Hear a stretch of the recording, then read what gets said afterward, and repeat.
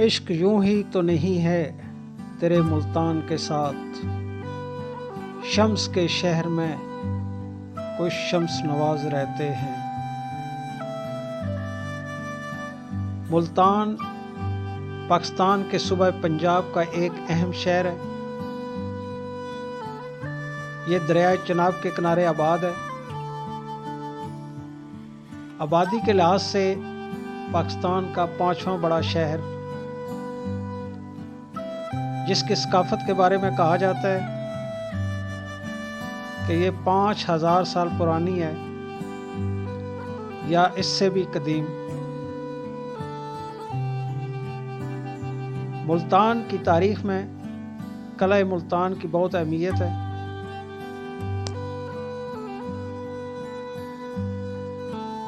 ملتان کی تاریخ بہت پرانی ہے۔ اس کا شمار دنیا کے قدیم ترین شہروں میں ہوتا ہے۔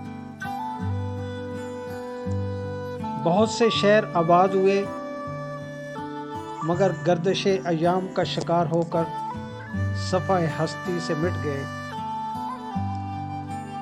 لیکن شہر ملتان ہزاروں سال پہلے بھی زندہ تھا اور آج بھی زندہ ہے۔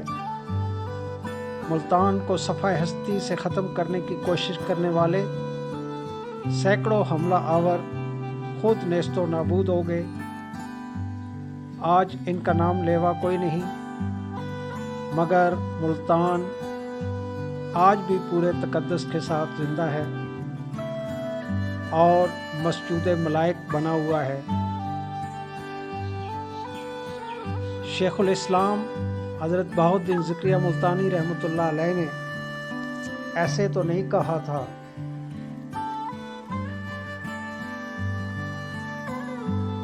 ملتان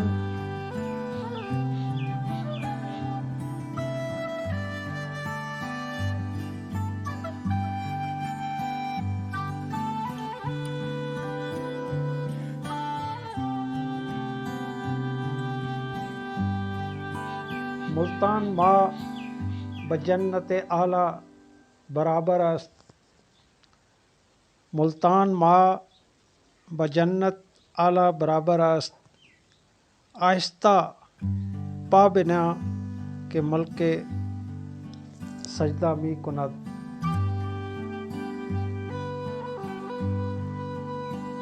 کلا کونا قاسم باغ بھی ملتان کی شان ہے۔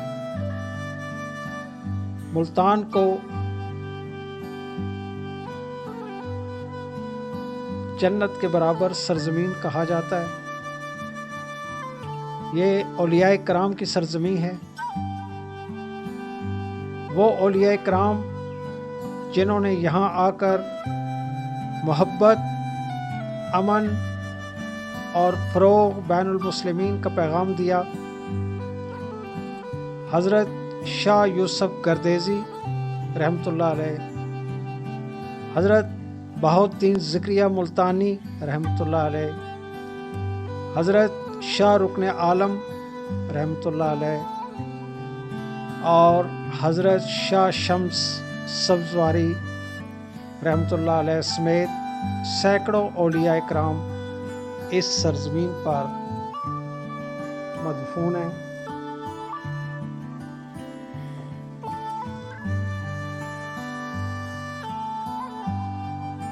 آج کے اس ویڈیو میں ہم حضرت شاہ شمس سبزواری رحمۃ اللہ علیہ کے بارے میں، ان کی سیرت کے بارے میں جاننے کی کوشش کریں گے۔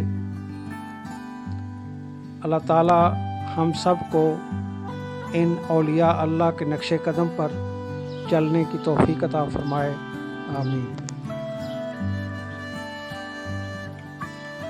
سامعین کرام، ملتان کی تپش کا ایک استعارہ شاہ شمس سبزواری ہیں۔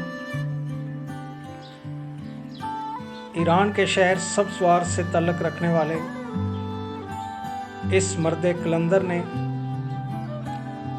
تعلیم حاصل کرنے کے بعد بدخشاں سے تبت تک تبلیغ کا سفر کیا۔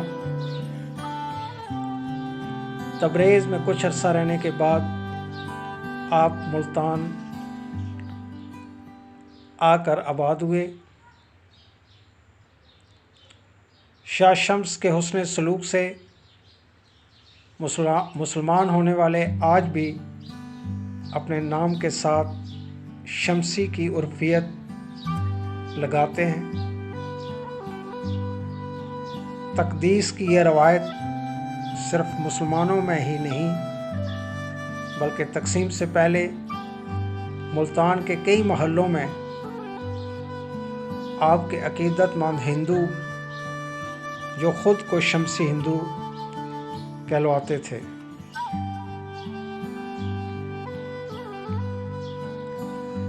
حضرت شاہ شمس سبزواری کی ولادت باسعادت 15 شعبان 560 ہجری ایران کے شہر سبزوار میں ہوئی۔ خاندانی شجرہ کے مطابق آپ کا شجرہ حضرت امام جعفر صادق رحمۃ اللہ علیہ سے ملتا ہے۔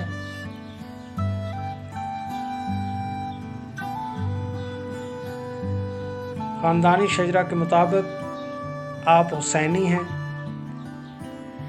کیونکہ آپ کی نسبت حضرت امام حسین سے ہے۔ آپ کا شجرہ مبارک حضرت امام جعفر صادق سے ہوتا ہوا 19ویں پشت پر حضرت علی سے جا ملتا ہے۔ ابتدائی تعلیم اپنے والد محترم سید صلاح الدین سے حاصل کی۔ 16 سال کی عمر میں آپ نے تمام دینی اور دنیاوی تعلیم مکمل کر لی تھی۔ آپ اپنے والد محترم کے ساتھ سبزوار سے دنیا کے مختلف ملکوں میں تبلیغ کی خاطر تشریف لے گئے، جہاں جا کر آپ نے اسلام کی شمع روشن کی اور ہزاروں غیر مسلم لوگ آپ کے کرم و فیض سے مشرف با اسلام ہوئے۔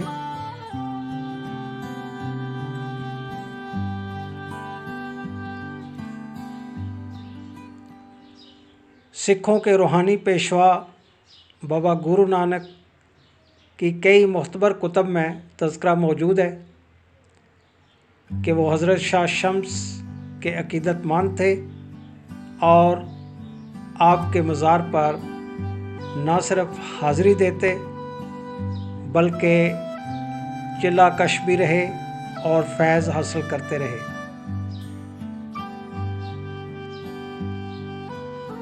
ویورز، حضرت شاہ شمس سبزواری کی وفات 28 صفر المظفر 675 ہجری ملتان میں ہوئی۔ آپ کی عمر مبارک 115 برس تھی۔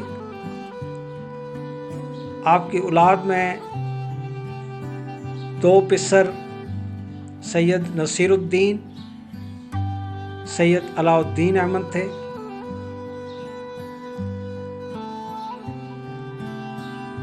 آپ کا روضہ مبارک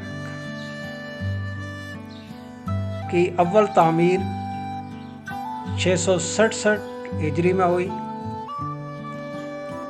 دوسری مرتبہ تعمیر 730 ہجری میں کی گئی اور آپ کے روضہ کی موجودہ تعمیر 1194 ہجری میں کرائی گئی۔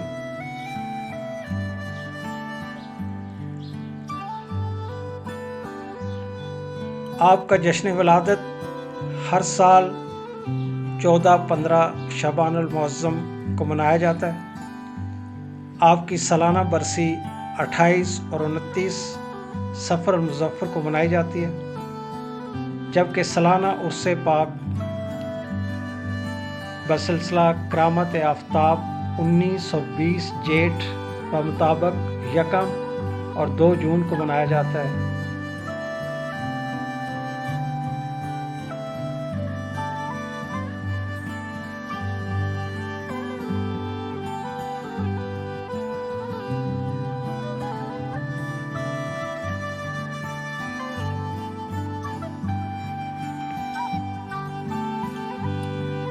سامعین کرام، آج کی انتہا پسندی اور دہشت گردی کے دور میں صوفیاء کے پیغام کو عام کرنے کی ضرورت ہے، انسان دوستی کی ضرورت ہے، عدم برداشت سے چھٹکارے کی ضرورت ہے۔ یہ اسی وقت ممکن ہے جب صوفیاء کے پیغام کو حقیقی معنوں میں عام کیا جائے۔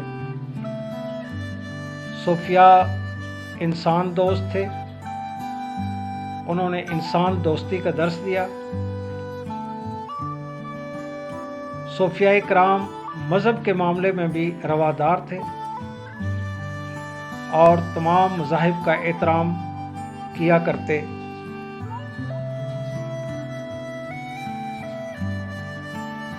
مگر افسوس کہ آج کی صورتحال یہ ہے کہ بزرگان دین کے مزارات کو بھی مسلک اور فرقہ پرستی کے نام پر تقسیم کر دیا گیا ہے، جس سے صوفیاء کرام کا پیغام صحیح معنوں میں عام نہیں ہو پا رہا۔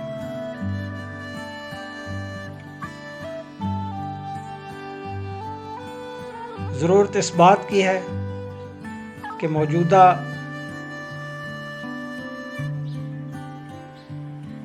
سجادگان یا متولی